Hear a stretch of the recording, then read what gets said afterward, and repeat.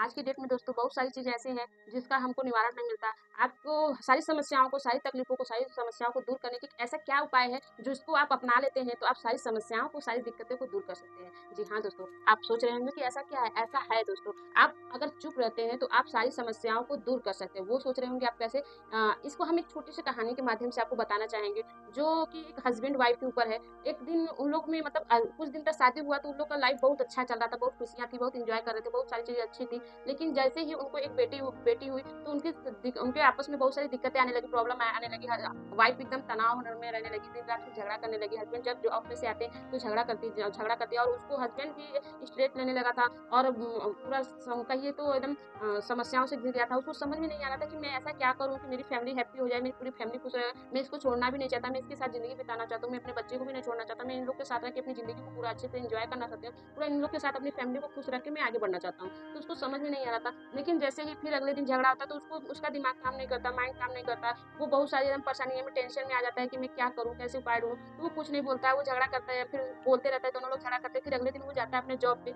Job पे जैसे ही जाता है तो वहाँ कुछ देर काम करने के बाद उसको फिर से नेगेटिव पॉइंट आने लगते हैं, बहुत सारे नकारात्मक विचार आने लगते हैं। अगर बहुत सारी कहिए तो समस्याओं समाज उसको समझ में नहीं आता क्या करे। बहुत सारी सी दिक्कतें आ रही थी, समस्या आ रही थी, जो वो सोच रहा था कि मैं ऐसा क्या करूँ कि मेरी फैमिली हैप्पी हो जाए। तो उसको उसका दोस्त एक देख रहा था, तो उसको उसको देखा नहीं गया तो उसके दोस्त आए उसके पास बोले कि आपको ऐसा क्या प्रॉब्लम है, ऐसा क्या दिक्कत है कि आप मतलब इतनी प्रॉब्लम में हैं, दिक्कत में, परेशानी में, आप काम में फ़ोकस नहीं कर पा रहे। तो बोला दोस्त वो अपनी फैमिली के बारे में, अपने घर के बारे में सारी सिचुएशन, सारी प्रॉब्लम बताई। तो वो बोला कि चलो यार इसका समस्या का एक हल है कि मेरे बगल में एक महाराज जी आए हैं, अगर हो सकता है तुम अपनी बातें कहो तो वो तुम्हारी समस्याओं का हल बता सकते हैं। तो वो बोले कि देखो यार मैं सीधी-सीधी बोलती हूँ, मैं साधु महाराज में विश्वास नहीं करता हूँ, मुझे नहीं जाना है। तो बोला अरे नहीं जाना है ठीक है, हो सकता है तुम्हारी प्रॉब्लम का सॉल्यूशन मिल जाए, एक बार चल के तो देखिए आप। तो बोला चलिए ठीक है, चल आपके कहने से तो चलता हूँ लेकिन मैं वैसा-वैसा कुछ करूँगा नहीं। तो बोला ठीक है, तो अगले दिन नेक्स्ट फिर तैयार होके वो आया अपने दोस्त के साथ वहाँ से गए उसके बगल में गए, फिर वहाँ पर गए महाराज जी से मिले। महाराज जी से बोले कि महाराज मेरी फैमिली मैं अपनी फैमिली को भी नहीं छोड़ना चाहता, मैं उनके साथ जीवन बिताना चाहता हूँ अपना,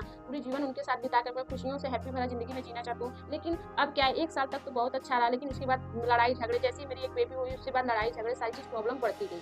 तो उसके बाद वो बोले कि महाराज सारी प्रॉब्लम उनके सुने सारी बात बोले, तो एक ही सिर्फ शब्द बोले कि आप वहाँ पर चुप रहिए। आप अगर चुप रहते तो बहुत सारी समस्या बहुत सारी प्रॉब्लम आपकी दूर हो सकती है। बोले कि महाराज मैं कोशिश करता हूँ लेकिन मैं नहीं हो सकता। बोले कोशिश नहीं करिए, अपने मन में ठान लीजिए कि नहीं मुझे चुप रहना है। तो अगले दिन से वही वो अपनाने लगे। वो गए घर पे फिर उसकी वाइफ उनके झगड़ा करने लगी, बोलने लगी, बहुत सारी दिक्कतें आने लगी, प्रॉब्लम आने लगी तो झगड़ा करे तो उनके हस्बैंड एकदम कुछ भी नहीं बोले, अपना आते खाना-पीना खाते, मुँह हाथ धोते जाके सो जाते। एकदम शांत स्वभाव कहिए तो एकदम कितना भी बोले लेकिन बोलने कोई भी लड़ाई का एक पॉइंट भी वो नहीं उठाते कि वो लड़ाई झगड़ा शुरू हो जाए। तो ऐसे करते-करते 1 दिन बीता, 2 दिन बीता, फिर चुप रहने की धीरे-धीरे वो बहुत कोशिश करते नहीं बोलना चाहते थे लेकिन महाराज जी ने बोला था कि चुप रहकर भी आप समस्याओं को दूर कर सकते थे। तो ऐसे करते-करते उनको 1 महीना, डेढ़ महीना हुआ तो उनकी वाइफ का धीरे-धीरे मन बदला और धीरे-धीरे आपस में दोनों लोग को फिर से प्यार बढ़ने लगा और अपनी ज़िंदगी को वो लोग फिर से पुरानी तरह ज़िंदगी एन्जॉय करने लगे, अपने परिवार हैप्पी फैमिली एक बनने लगी और उनको धीरे-धीरे करते-करते ऐसे ही 6 महीना, 7 महीना बीतते-बीतते उनकी एक हैप्पी फैमिली हो गई। तो दोस्तों हम अपनी ज़िंदगी में बहुत सारी प्रॉब्लम आती है, बहुत सारी परेशानियाँ आती है लेकिन हम उसको समस्याओं को दूर कर सकते हैं कैसे?